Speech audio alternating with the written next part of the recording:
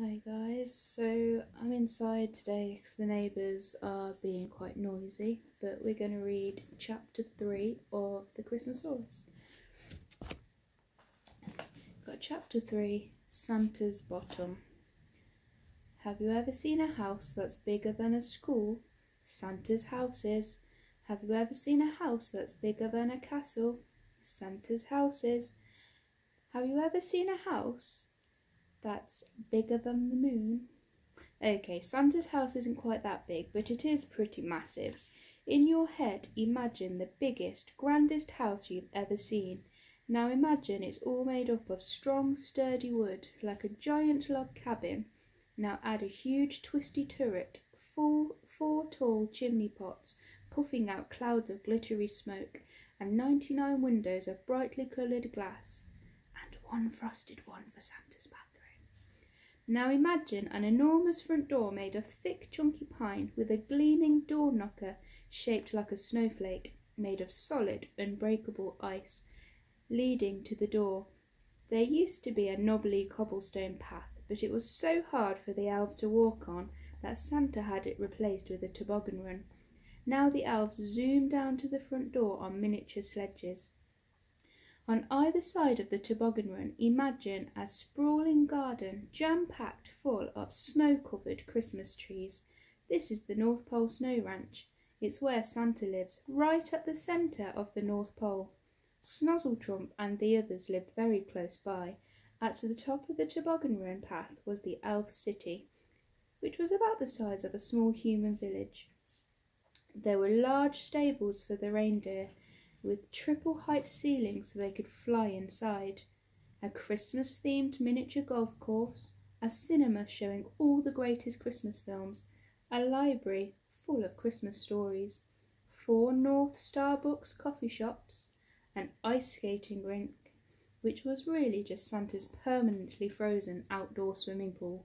Because elves love food so much, especially sweet things, every other shop was either a sweet shop or a bakery, so the air always smelt of warm sugar and fresh crumpets, and there was so much more. Here's a little map so you can see.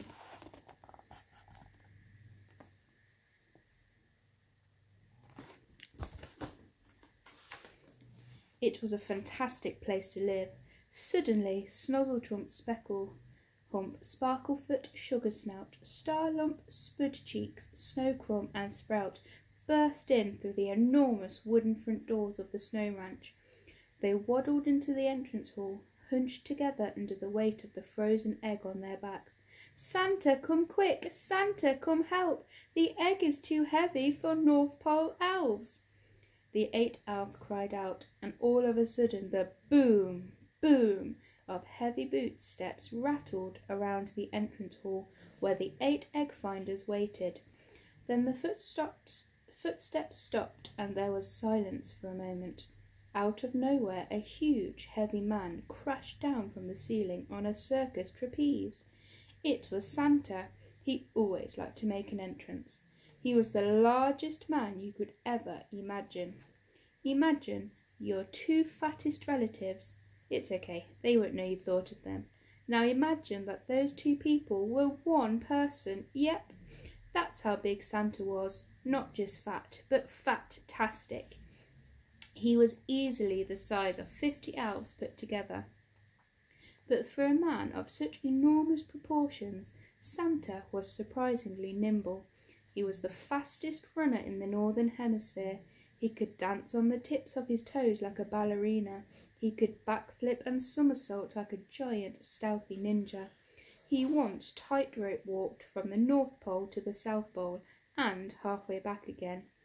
He had to get a lift home on the sleigh because of a nasty blister. Santa triple backflipped into a double forward roll across the vast entrance hall and came to an abrupt stop, millimetres away from the group of elves. His deep red onesie stretched tightly over his round belly. He hopped, skipped and tippy-toed around them, peering excitedly at what they were carrying on their backs, still hidden under their woolly elf coats. "How exciting!" Santa said giddily. "How jolly marvellous! Spiffing! Oh, what a wonderful sight! Oh, what a wonder! How puzzlingly mysterious! How mysteriously puzzling! You 8 little Alfie Walfies, what have you here? Can I touch it? Shall we look? Why, I know what this is, of course. It's obvious. What is it?" With that, the elves pulled off their coats and scarves and revealed the shimmery shell of an enormous egg. Santa said curiously. The elves repeated. "Interesting," Santa whispered through his thick white whiskery and twisty moustache. "Very interesting," the elves replied, hoping Santa would next say something that rhymed. "And where was it?" "Nesting?" Santa asked, looking rather impressed with himself at managing to find a rhyme. He was usually absolutely rotten at rhyming with the elves, which they found extremely frustrating. "In the ice. It was frozen. It's lucky it wasn't broken," cried out Sprout. "Crikey," Santa said, looking rather concerned all of a sudden. "If this egg has been frozen down in the ice mines, then it must be very old. Even older than me, and I'm 650, 20. Jolly gosh, I seem to have forgotten how old I am." The elves all looked at each other, half excited by the riddle of the frozen egg, and half concerned that Santa had now started talking with absolutely no concern for rhyme or rhythm. "What do we do with an egg that's frozen?" asked Sparklefoot. "Boil it up or crack it open," answered Spudcheeks. Just then the egg gave another little wibbly wobble. "Boil it up, crack it open," Santa cried. "You balmy bunch of tiny twerps, we can't do that. There's something inside the egg, something alive. This egg needs to be warmed slowly, cared for, loved. This egg needs its mother to sit on it, like a mother hen sits on her eggs." He looked around the room, as if hoping to see some sort of giant hen that could sit on the egg to warm it up. "But Santa, this egg has no mum. It needs someone else's bum," said Snuzzletrump, who tried to use words like bum or bottom as much as possible. "Jolly jingle bells, you're right, Snuzzletrump," said Santa. "But whose bottom is big enough to warm up this frozen egg?" And with that the elves broke into a song that went something like this. "The egg needs warming under someone's bum, but an elf's backside is a tiny one. If every elf put its bottom on the egg would freeze their bums instead. So an elf can't do it, that's a silly idea. An elf can't do it, it would take a whole year. If an elf can't do it, there must be someone else, someone much bigger than a North Pole elf." And the elves finished their song and dance on their knees, pointing their fingers at Santa, looking up at him with hopeful eyes. "Me?" Santa said. "I can't sit on that egg.